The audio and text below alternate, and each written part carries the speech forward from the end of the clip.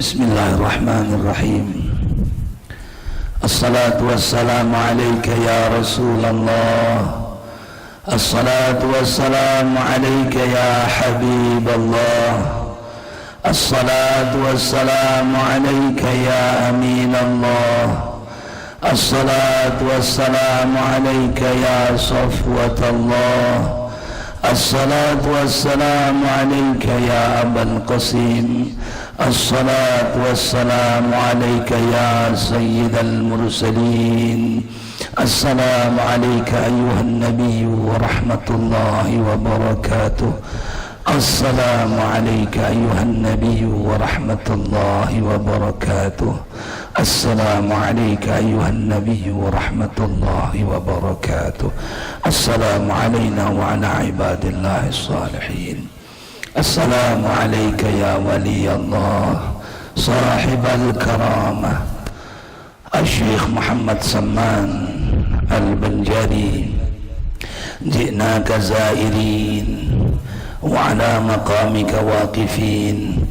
Awda'naka shahadata an la ilaha illallah wa anna Muhammadar Rasulullah sallallahu alaihi wasallam.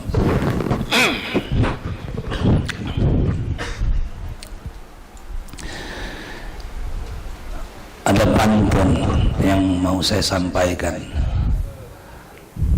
sebelum dimulai. Ke pasar Segiri membeli beras. Beras didapat langsung dimasak.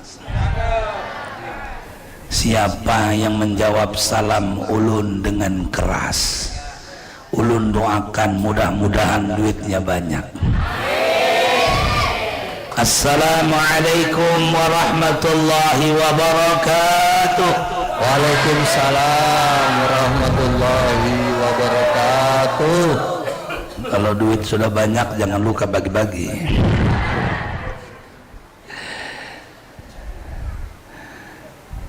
Fadilatul kiram, dzurriyyah,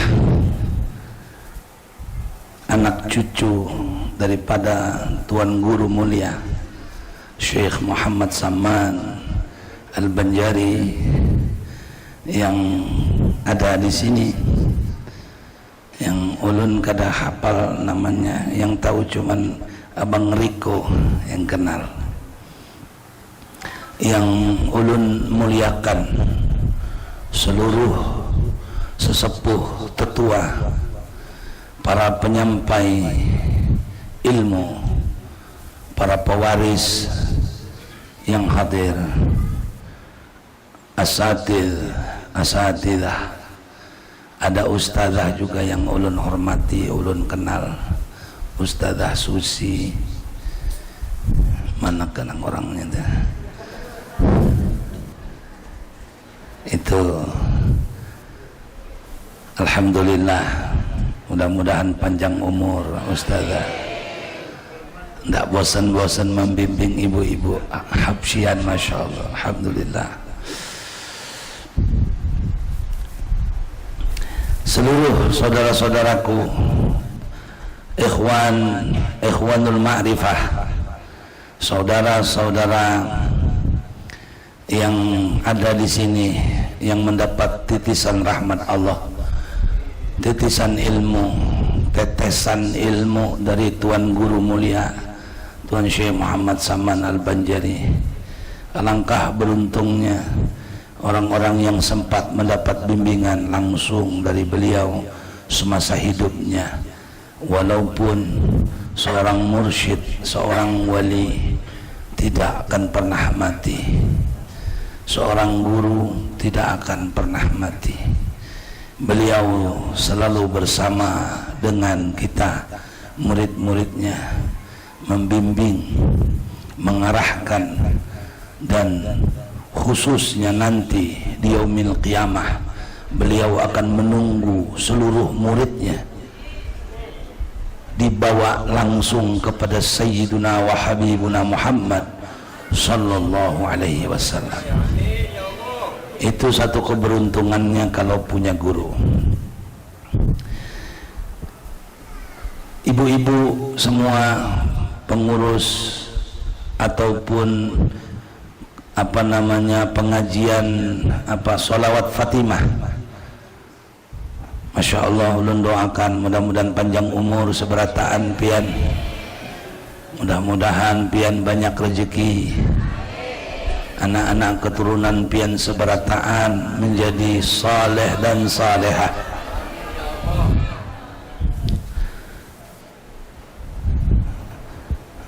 Itu namanya keganalan itu, asyik. Kalau orangnya ganal hujur tapi kalau gelarnya terlalu tua itu ya. Ulun ini bukan ustadz, juga tidak punya gelar, jadi memang tidak diminta gelar, memang tidak ada gelar ya. Saya tidak pernah sekolah agama secara khusus. Dari kecil belajar ngaji dengan orang tua, baru kemudian setelah menginjak remaja ulun belajar talaqi ngaji dengan guru ulun ya, Syekh Imam Nawawi Denci rahimahullah ta'ala. Kemudian belajar karena tidak punya pengetahuan agama, kepengen ngerti dengan agama, kepengen menjadi hamba Allah. Dan ulun belajar dengan guru ulun, Syekh Abdul Rahman bin Muhammad Umar bin Haji Ibrahim Al-Palimbani rahimahullah ta'ala. Kenapa disebut Samaniyah? Karena beliau berguru dengan gurunya Syekh Muhammad Thayyib bin Abdullah bin Muhammad Aqil. Yang Tuan Syekh Muhammad Thayyib belajar dengan Syekh Muhammad Hamim bin Haji Mahmud bin Haji Muhammad Bushra. Syekh Muhammad Hamim belajar dengan Syekh Muqsin bin Warsidin. Syekh Muqsin bin Warsidin belajar dengan Syekh Ki Agus Muhammad Aqib, Ki Agus Ahmad bin Ki Agus Haji Abdul Rahim. Belajar dengan Syekh Muhammad Aqib Al-Muhaddith, Syekh Muhammad Aqib bin Hasanuddin bin Muhammad Ja'far. Yang beliau belajar dengan Tuan Syekh Abdul Somad bin Abdul Rahman bin Abdul Jalil, atau kita kenal dengan Syekh Abdul Somad Al-Palimbani. Yang mana Tuan Syekh Abdul Somad Al-Palimbani adalah murid daripada Tuan Syekh Muhammad bin Abdul Karim Musamman Al-Madani rahimahullahu ta'ala. Makanya itu jadi namanya Samaniyah. Samaniyah dinisbahkan kepada Syekh Muhammad Samman. Kholwatiyah adalah tariqahnya Syekh Muhammad Samman dengan gurunya. Guru Syekh Muhammad Samman itu bertariqah kholwatiyah. Murid-muridnya cinta dinamakan Samaniyah. 4 orang yang secara bersamaan belajar.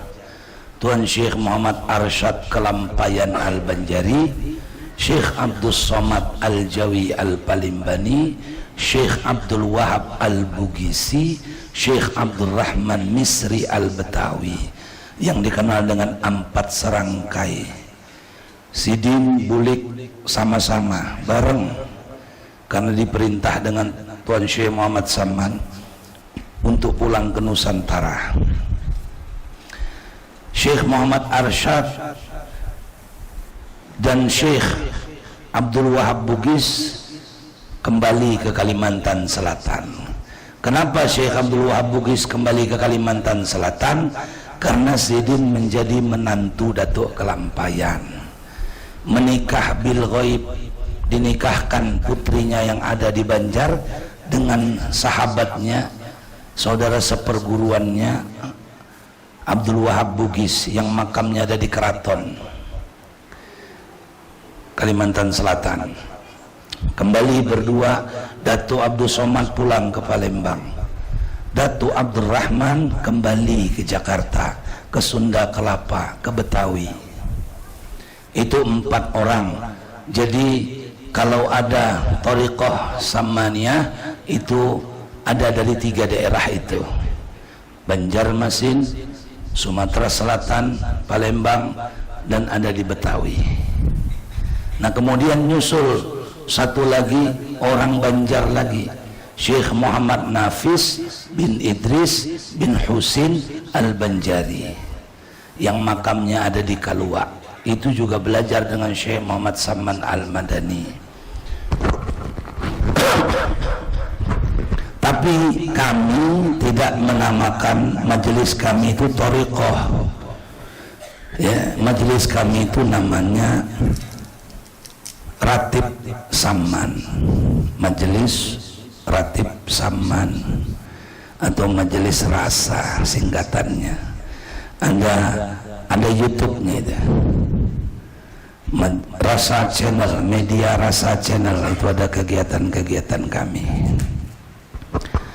Alhamdulillah, terima kasih diberikan kepercayaan untuk memberikan tausiah di tempat ini. Saya memberi nasihat kepada diri saya sendiri. Mudah-mudahan ada manfaatnya buat kita semua yang hadir di sini. Jamaah yang dirahmati Allah Subhanahu wa taala. Tadi kita mendengarkan sudah ayat Al-Qur'an yang dibacakan oleh qari. Mudah-mudahan akan membuat dingin hati kita. Maaf ulun pakai tongkat ini. Ini gunanya untuk bersandar.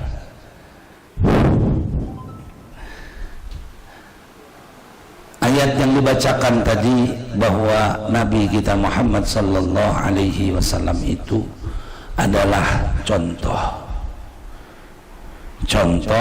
tauladan. Kalau contoh berarti dicontoh, ya. Harus diikuti, menjadi panutan, menjadi cerminan bagi orang-orang yang ingin selamat hidupnya dunia dan akhirat. Jamaah yang dirahmati Allah Subhanahu wa taala.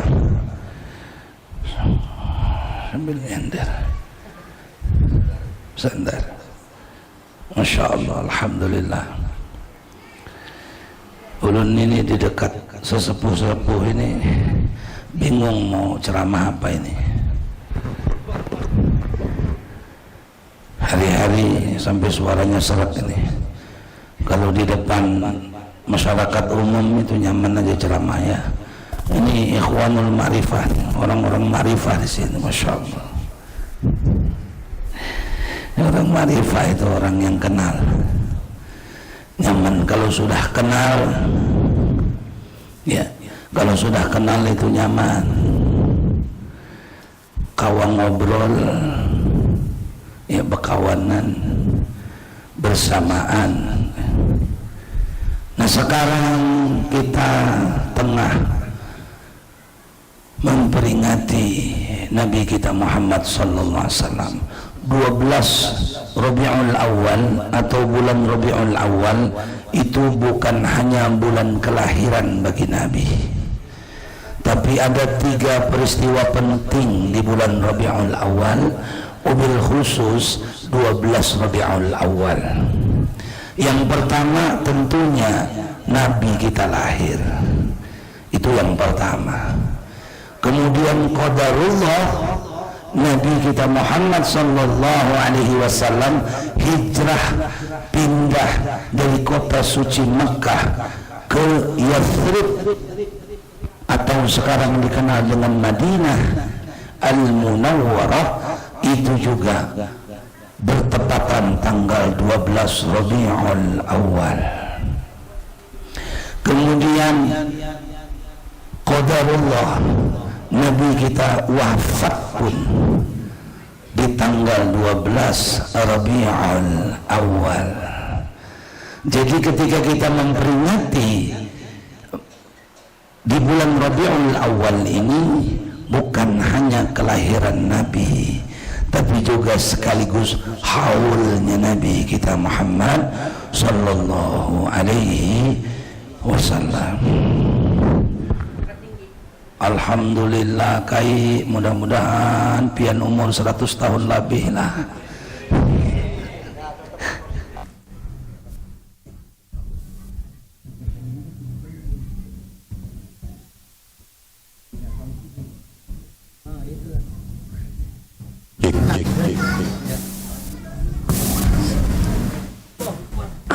Izin ulun duduk biar adil. La haula wala quwata. Keren juga kan kalau dipoto. Jadi 12 Rabiul Awal Nabi lahir, 12 Rabiul Awal Nabi wafat, 12 Rabiul Awal juga saat hijrahnya Nabi dari kota suci Makkah ke kota suci Madinah. Ada apa dengan 12 ini? Kenapa Allah jadikan 12 ini? Ya, Masya Allah, angka 12 ini memang angka yang istimewa. 12 angka yang istimewa. La ilaha illallah 12 hurufnya. La ilaha illallah 12 hurufnya. Muhammadun Rasulullah juga 12 hurufnya.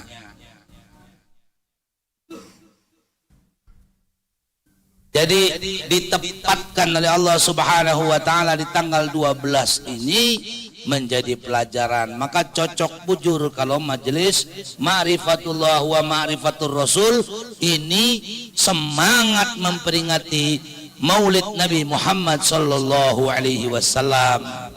Karena ada angka 12 yang harus dikupas, yang biasa sudah dikupas hari-hari oleh jamaah.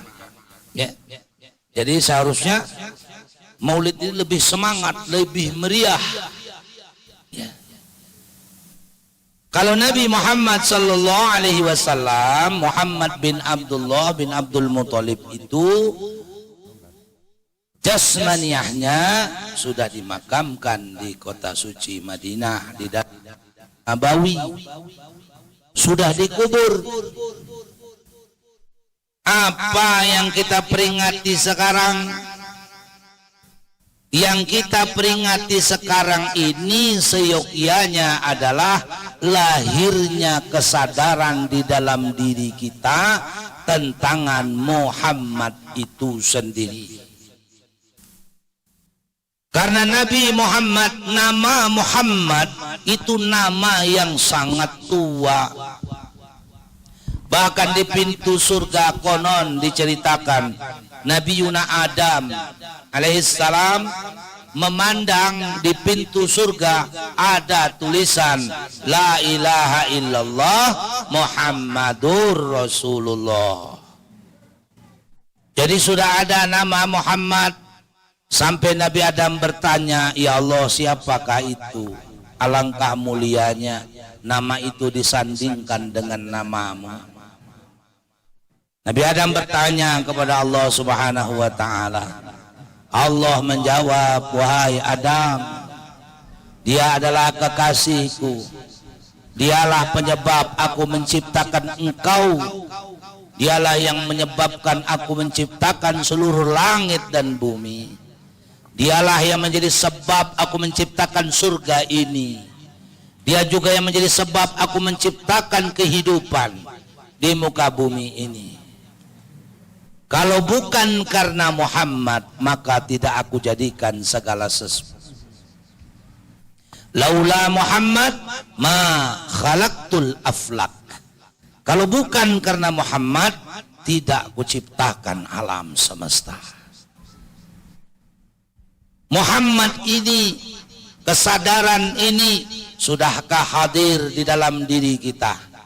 Kalau sudah hadir di dalam diri kita, maka seyogyanya Muhammad ini menjadi manfaat.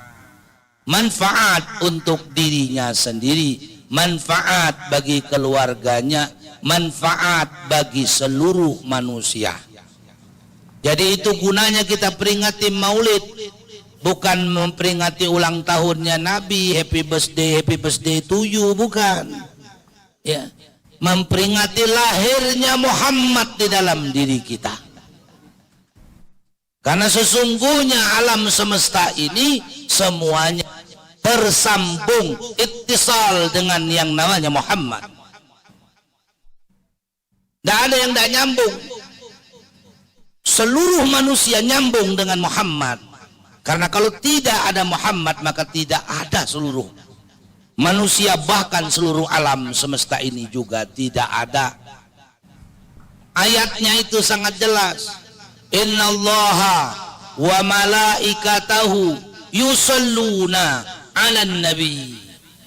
Sesungguhnya Allah subhanahu wa ta'ala dan para malaikatnya yang dijadikan dari nur yusalluna, senantiasa bersalawat kepada Nabi Muhammad an-Nabi, yakni Muhammad. Ya ayyuhalladzina amanu sallu alaihi wasallimu taslima. Jadi yusallu itu Bapak Ibu yang dimuliakan Allah Subhanahu wa taala, yusallu itu artinya selalu kada berhentian, tidak berhenti-henti, tidak istirahat. Itu yusalluna, bukan sewaktu-waktu, tidak, tapi selalu. Jadi itu fi'il mudhari', pekerjaan yang telah berlangsung, sedang berlangsung dan akan terus berlangsung. Allah senantiasa, artinya bahwa Nabi itu wasil, Nabi itu ittisal kepada Allah subhanahu wa ta'ala.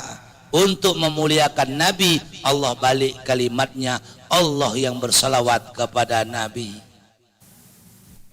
Orang yang beriman disuruh bersalawat kepada Nabi, maka senantiasalah salawat kita kepada Nabi kita Muhammad sallallahu alaihi wasallam.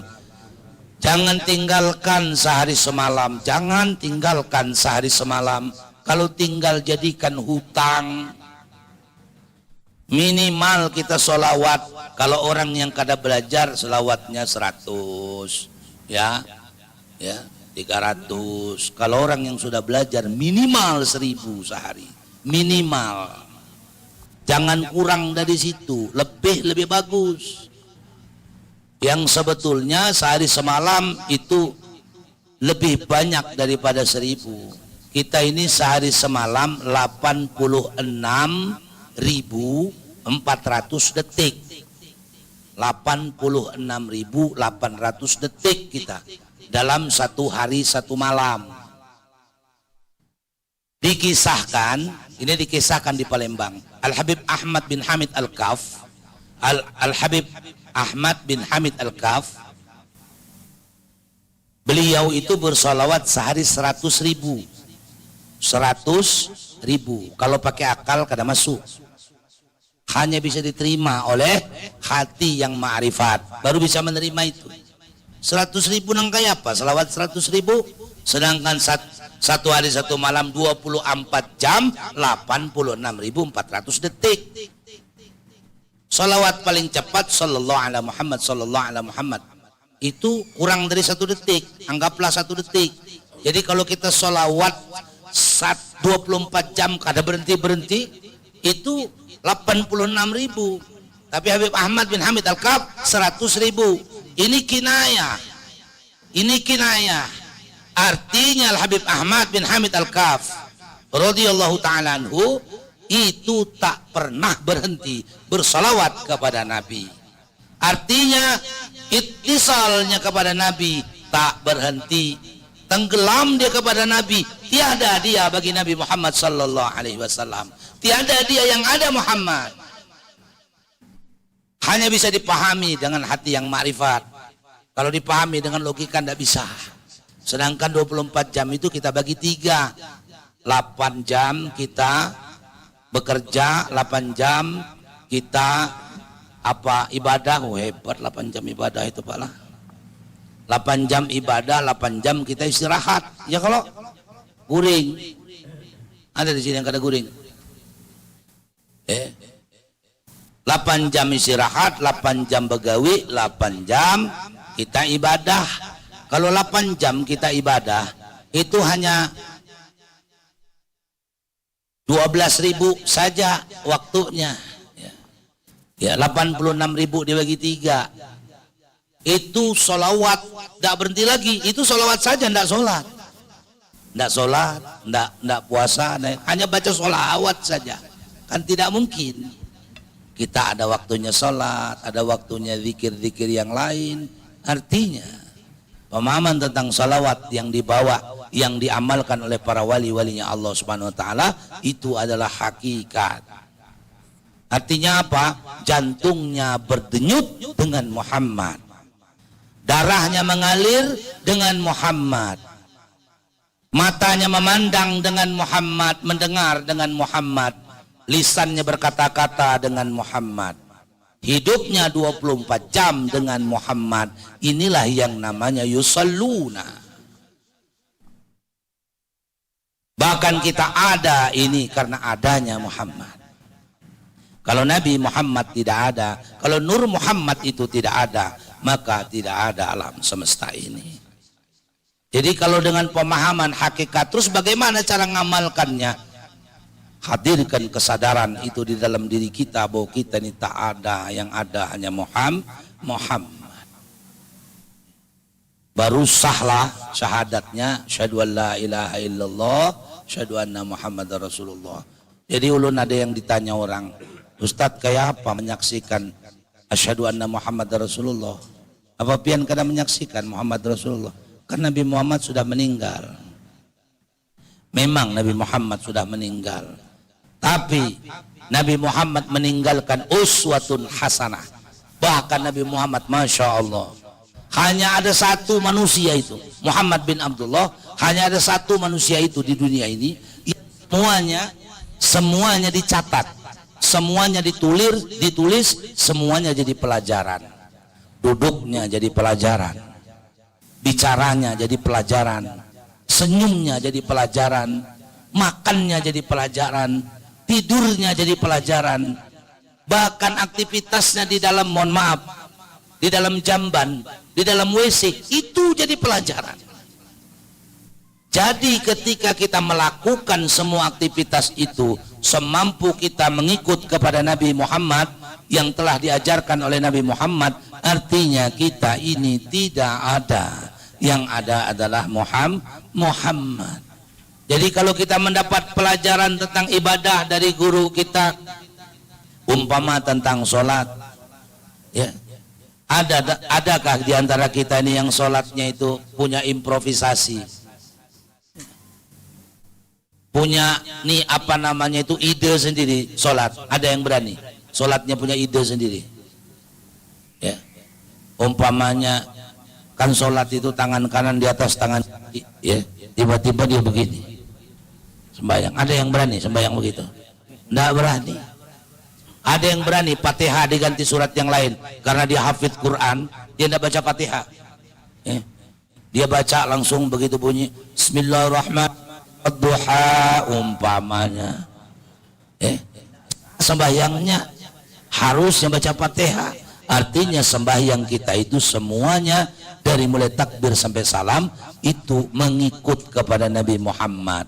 Artinya dari takbir sampai salam itu kadada kita sama sekali, yang ada adalah Muhammad. Jadi kalau kita setelah salam kita mengikuti itu, mengikuti apa yang diajarkan oleh Sayyidina Muhammad, maka 24 jam kita kadada, 24 jam kita yusalluna ala nabi, bersolawat kepada Nabi. Dikinayahkanlah sidin salawat 100.000, ya, berarti 24 jam sidin salawat kepada Nabi Muhammad sallallahu alaihi wasallam. Jadi salawatnya bukan hanya diucapkan oleh lisan, tapi dalam bentuk kesadaran, dalam bentuk ingatan. Maka ayat tadi dibacakan wadhkurullaha dzikran katsira, berzikir kepada Allah dengan zikir yang sebanyak-banyaknya. Ini keistimewaan salawat. Kalau kita bersalawat, pasti kita berzikir kepada Allah.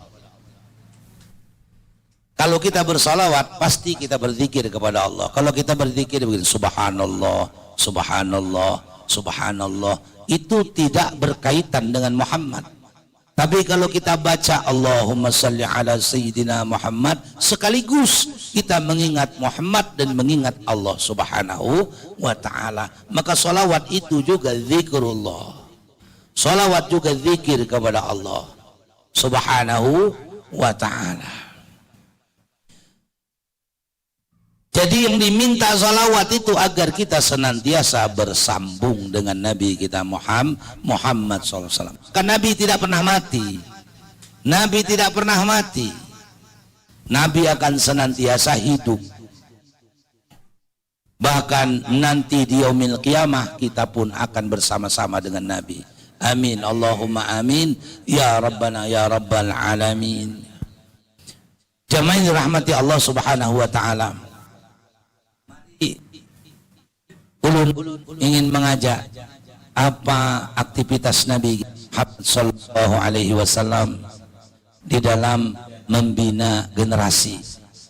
Itu ada di surat Ali Imran ayat 102, 103, 104 sampai akhirnya finalnya di 110. Ali Imran 102, 103, 104 finalnya di 110. Allah Subhanahu wa taala berfirman, ya ayyuhalladzina amanu taqullaha haqqa tuqatih wa la tamutunna illa wa antum muslimun wa'tasimu bihablillahi jami'an wa la tafarraqu wadhkuru ni'matallahi 'alaikum idh kuntum a'da'an fa'alafa baina qulubikum fa asbahtum bi ni'matihi ikhwana wa kuntum 'ala shafa hufratin minan nari fa anqadhakum minha kadzalika yubayyinullahu lakum ayatihi la'allakum tahtadun wal takum minkum ummatun yad'una ilal khairi wa ya'muruna bil ma'ruf wa yanhauna 'anil munkar wa ulaika humul muflihun. Ini cara Nabi membina sahabatnya. Nabi kita Muhammad sallallahu alaihi wasallam ini yang dicontoh oleh yang mulia, guru mulia Samahatul Ustaz Asy-Syaikh Muhammad Saman Al-Banjari. Ini yang dilakukan beliau selama hidupnya. Beliau mendidik murid-muridnya agar bertakwa kepada Allah dengan sebenar-benarnya takwa. Inilah juga yang dilakukan oleh Nabi, yang dicontoh oleh Sidin Nabi kita Muhammad sallallahu alaihi wasallam 13 tahun membina ketakwaan dengan jalan mengenalkan semua sahabat-sahabatnya kepada Tuhan, mengajak semua umatnya kepada Tuhan. Karena hanya dengan mengenal Tuhan, manusia itu akan takwa kepada Allah Subhanahu wa ta'ala. Jadi takwa itu bukan lip service, bukan sekedar ucapan bibir. Takwa itu adalah dilahirkan daripada orang-orang yang mengenal Tuhannya. Takwa itu artinya takut. Takutlah kepada Allah dengan sebenar-benar takut. Kalau kadada kenal dengan Tuhan, kada mungkin takut. Orang yang kenal aja maka dia takut. Waliman khafa maqama rabbih jannatan. Orang yang takut kepada Tuhannya itu baginya 2 surga. Jadi Nabi Muhammad sallallahu alaihi wasallam itu memang mengajak orang kepada Tuhan lama, 13 tahun. Belum ada perintah puasa Ramadan, belum ada perintah sholat 5 waktu, belum ada perintah bayar zakat apalagi haji, belum ada. Masih penanaman tauhid dan i'tiqad selama 13 tahun lamanya. Digempur, diberikan pengajaran, diajak praktek langsung oleh Nabi Muhammad sallallahu alaihi wasallam. Qori kita lanjutkan sedikit lagi. Allah Subhanahu wa taala berfirman di ayat setelah yang beliau baca tadi. Ya ayuhan nabi, inna arsalnaka syahidan wa mubasyiran wa nadhiran wa da'iyan ila Allah biiznihi wa sirajan munira. 5 tugas Nabi Muhammad SAW. Yang pertama syahidan, saksi. Yang kedua, wa mubasyiran, memberi kabar gembira bagi orang-orang yang mau beriman. Wa nadhiran, memberi peringatan, teguran kepada orang yang tidak mau beriman. Wa da'iyan ilallah, ngajak manusia kepada Allah biiznih, dengan izinnya. Jadi orang-orang yang bisa mengajak kepada Allah itu karena diizinkan Allah, ya. Rajan munira, memberikan penerangan, penjelasan, pengajaran kepada para sahabat, ya. Jadi itu tugas Nabi. Nabi mengajak mereka kepada Allah. Setelah mereka kenal kepada Allah, mereka takwa. Setelah takwa baru mereka taslim. Jadi banyak ada yang nanya bingung, guru, kenapa takwa dulu baru muslim? Kan ya ayyuhalladzina amanu, hai orang yang beriman, berarti beriman dulu itu sudah. Ittaqullah, takwa kepada Allah, haqqa tuqatih, dengan takwa yang sebenar-benarnya. Wala tamutunna illa wa antum muslimun, dan jangan kamu mati kecuali kamu muslimun. Ini Islam yang bagaimana? Banyak waya ini orang Islam KTP-nya tapi berani bujur lawan Tuhan. Berani bujur, Bu. Kalau iblis dulu cuman tidak mau sujud sama Adam, iblis tuh. Tapi orang yang mengakui Islam waya ini tidak mau sujud Tuhan. Lebih hebat lagi manusia sekarang ini. Islam di agamanya, KTP-nya Islam. Kenapa? Karena dia belum benar-benar taslim. Islam itu maknanya taslim. Taslim itu artinya tunduk, patuh, taat, damai. Jadi orang yang bertakwa, kalau dia kenal dengan Allah, dia bertakwa, baru hatinya akan taslim. Hatinya akan tenang, ibu-ibu. Kalau dia kenal dengan Allah, ya, suami ngasih duit belanja sedikit, tenang, ibu. Suami ngasih belanja agak banyak, tenang. Suami ngasih belanja banyak, tenang. Sama saja, banyak sedikit dia tetap tenang. Kenapa? Karena dia tahu. Karena dia tahu, dia sudah jawab siapa Rabbnya, sudah bukan hanya dia jawab, disaksikan dengan sebenar-benarnya Rabbul Alamin. Maka dia tenang, dia tahu siapa yang berbuat, dia tahu siapa yang mentakdirkan segala sesuatu. Taslim hatinya. Itulah yang diajarkan Nabi. Maka 13 tahun lamanya, dari Nabi umur 40 sampai 53. Baru kemudian Nabi hijrah dari Mekah ke Madinah. 12 Rabiul Awal juga itu, tanggalnya 12 Rabiul Awal.